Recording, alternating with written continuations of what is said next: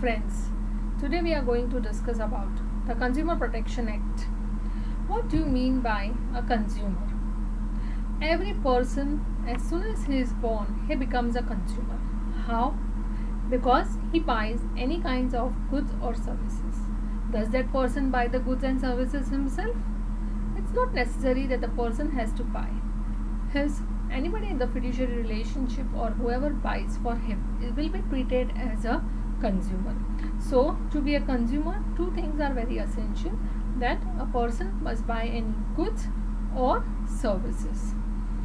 Now, who is not a consumer? Consumer, we cannot tell a person who buys a product and resells it. For example, a retailer, a distributor, he is not a consumer. A person who obtains services without consideration, means any kind of free sampling or free services obtained won't fall under the purview of the Consumer Protection Act definition of the consumer. A person who obtains services for commercial purposes, again, he is not a consumer. Application for jobs or persons who file suits in courts, they all are not treated as a consumer. So, once it has been established who is a consumer, the next important step is what are the rights given to a consumer. As a consumer, we are given 6 rights.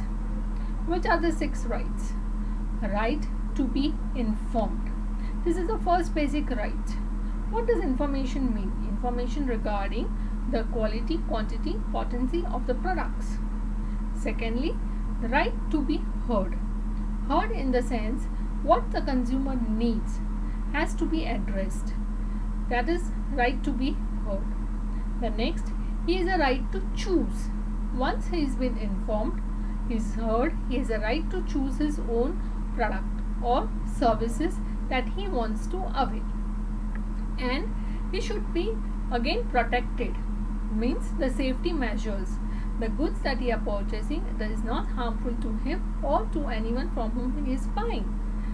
Again, the next important right that the consumer must be aware about is education. He must be educated about his rights. So only we have the Consumer Act protection right being from the school times it is being taught. And the last is the redressal. If he has been cheated, he has been misinformed, he has a right to get a redressal, a fast and speedy redressal. Now, what are the main factors which lead to consumer exploitation?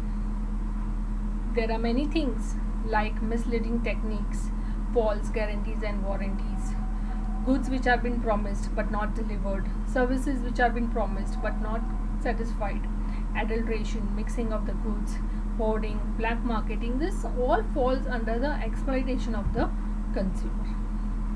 But how is the consumer responsible?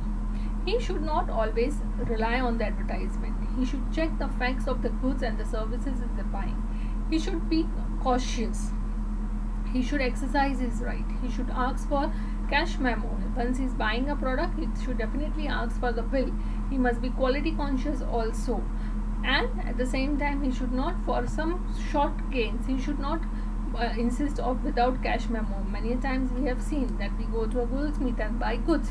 We say if he gives us some kind of a making charges drop rates, then we buy it without any kind of a bill. That is wrong. So if we have a bill, if we have some kind of a documentary evidence, then only we can go for a complaining of the redressal.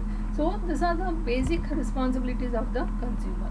The consumer should also rely upon the products like AgMark, FPO, ICI, BIS, and should take care that they are authorized goods that they are buying.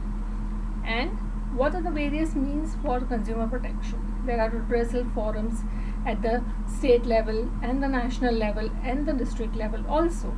Environmental friendly products, the Consumer Protection Youth Awards, welfare funds, public measurements or lok adalats where the consumer can go for his protection. So in short, I would say jago, grahak jago, and be aware of your rights and duties.